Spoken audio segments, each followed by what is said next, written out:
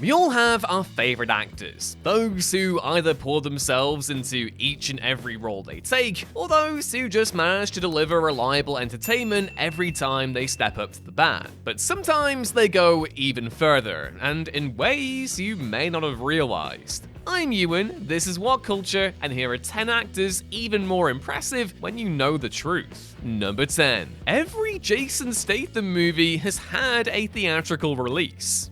Card-carrying action stars are few and far between in the current movie-going era, and perhaps the most underappreciated of them all is Jason Statham, who, over the last quarter century, has delivered a consistent slew of commercially successful action flicks. But do you want to know the most impressive thing about the Stath's longevity as an action star? Every single one of his movies has had a theatrical release. With more than 50 roles to his name since making his unforgettable debut in Lock, Stock, and Two Smoking Barrels, it'd be reasonable to assume that at least a handful of his action vehicles went straight to video or direct to streaming. But no, they've all had a big screen release of some kind. Couple this with the fact that Statham has never appeared in a TV series either, and he's one of the few actors working today who has basically become a cinematic brand unto himself, enough that he's been able to ensure all of his movies have had a theatrical rollout. While he might not be a bona fide A-lister on the level of, say, Tom Cruise, his consistent commitment to delivering the meat and potatoes goods has served him well for a whole 25 years. A true action great, and one I'll never be able to get enough of. Number 9. Samuel L. Jackson has a stutter. It's not an understatement to say that Samuel L. Jackson is one of the most persuasively spoken actors in film history. The man has made a career out of playing confidently outspoken characters who refuse to mince their words, and so he's rarely an actor directors turn to for soft-spoken, stoic portrayals. And Jackson's career accomplishments are all the more impressive when you consider that he's had a prominent stutter since he was a child. In an interview with Vanity Fair, Jackson revealed that he managed to control his stutter through the use of the word motherfucker, which presumably explains why it shows up so much throughout his filmography. Now in his mid-70s, Jackson still stutters today, and continues to use the word to help him get through speech blocks. And yet, across his storied filmography, there's not even a hint that Jackson is ever struggling to get his words out, or is projecting anything less than stone-cold confidence. Number 8. Jennifer Aniston turned down Saturday Night Live to do Friends.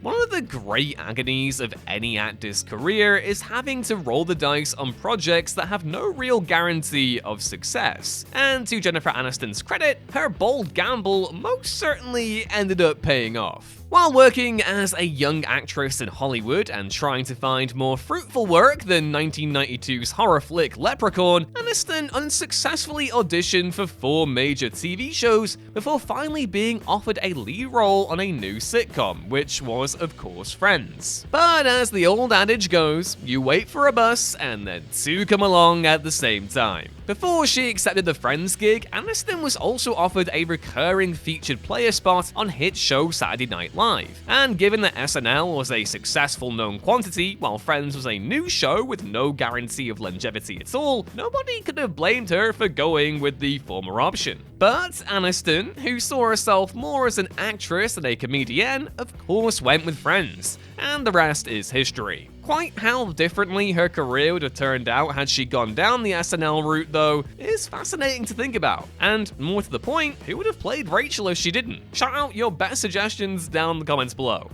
Number 7. Arnold Schwarzenegger made his first $1 million from real estate.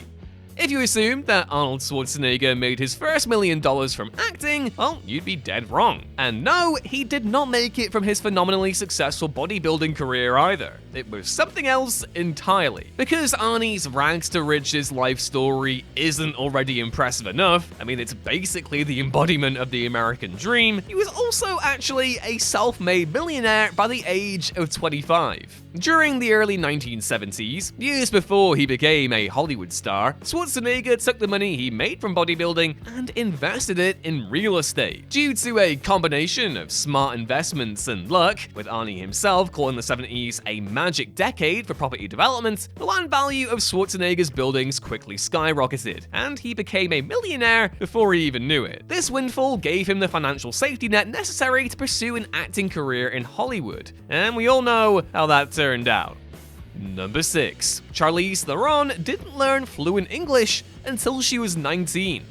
Charlize Theron boasts one of the most convincing American accents in Hollywood, which is impressive enough given that she was born and raised in South Africa, but even more so when you consider that English actually wasn't her first language at all. Theron instead grew up speaking Afrikaans, and it wasn't until she moved to the United States at age 19 that she actually learned enough English to be fluent. Given that Theron began her Hollywood acting career just a year later, with a cameo in Children of the Corn 3, Urban Harvest, and a role the next year in Tom Hanks' musical dramedy, That Thing You Do, that's pretty impressive. Watching her early roles, you'd never guess she'd only been speaking English fluently for an incredibly brief period of time. Couple that with most of these roles requiring an American accent, and Theron's an even better actress than we all already thought. Number 5. Christopher Lee was the inspiration for James Bond.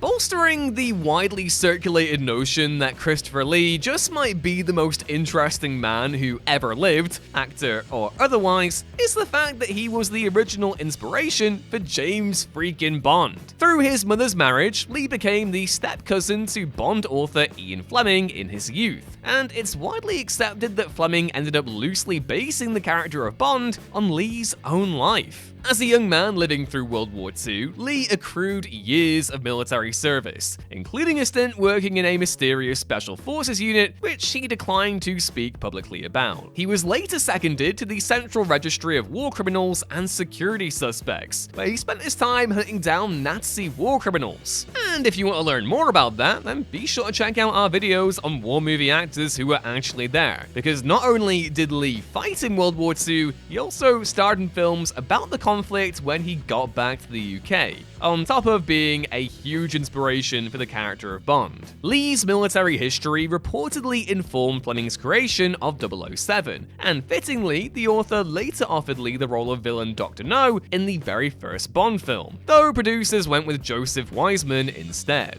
Lee did get his Bond movie moment a little over a decade later though, when he played the unforgettable antagonist Scaramanga in The Man with the Golden Gun. Number 4. Nicolas Cage's epic critical winning streak since 2018. I don't know if you've noticed, but Nicolas Cage has been enjoying quite the career renaissance over the last 5 or so years. The actor has largely ditched the junky direct-to-video joints and gotten back to appearing in bold left-field projects which, more often than not, have netted him solid critical acclaim. Since 2018, Cage has appeared in at least one film a year with a Rotten Tomatoes score of 80% or more, except for 2020, which, being the start of the pandemic and all, saw him release a few less movies than usual. All the same, he only barely missed out on 80% that year, with The Croods: A New Age landing a respectable 77. But again, Cage has consistently turned in well-received films since 2018, including the likes of Mandy, Spider-Man Into the Spider-Verse, Color Out of Space, Pig, The Unbearable Weight of Massive Talent, and Dream Scenario. Pig was my favorite film of 2021, and last year's Dream Scenario still feels destined to become a cult classic in the long run. Factor in 2024 movies like Longlegs and The Surfer, and yeah, this trend shows no sign of stopping. All in all, a truly brilliant actor who never deserved to be shackled in meme culture or direct-to-video. Long may the Cage renaissance continue. Number 3. Val Kilmer impressed the SAS with his skills on Heat.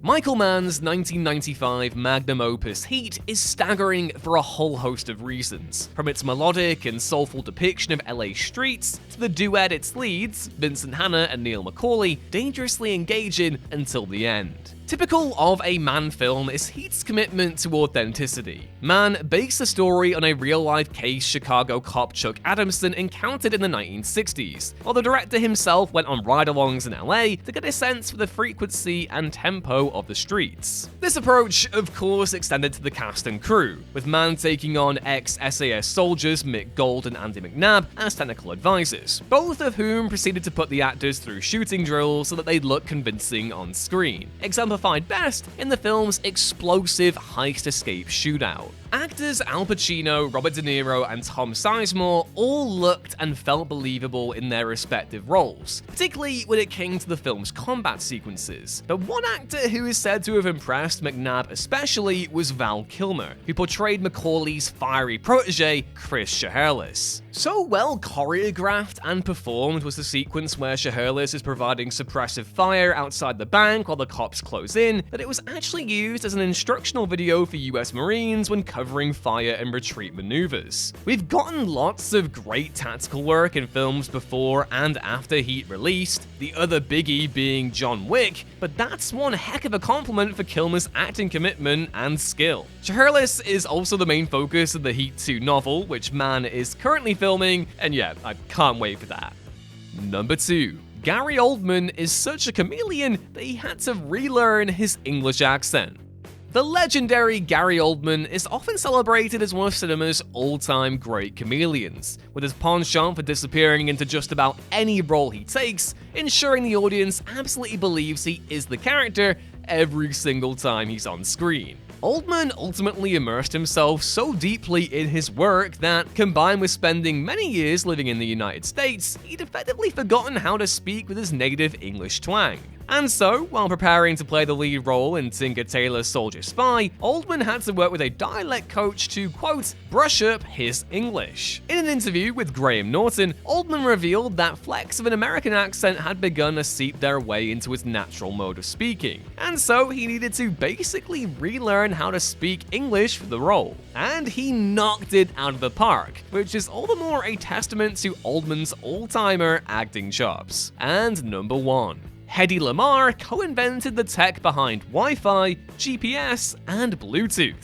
Yet perhaps no actor on this list has made quite such an important or impressive contribution to society as a whole than Heddy Lamar, who was best known for her iconic roles throughout the golden age of Hollywood, namely in Algiers, Boomtown, White Cargo, and Samson and Delilah. Though lauded for her acting talent and striking beauty, Lamar was more than a skilled actress. She was also an inventor. More to the point, at the start of World War II, she co-invented a radio guidance system for Allied torpedoes that couldn't be jammed by the Axis powers. It's so cool! Though the tech was never used in the war itself, it did lay the foundations for modern Wi-Fi, GPS, and Bluetooth, as is of course used by billions of us around the world. And so, the late Lamar's legacy goes so far above and beyond her well-regarded screen roles. She was also a tech pioneer who's arguably never really received her fair due. So here's to you, Heddy Lamar.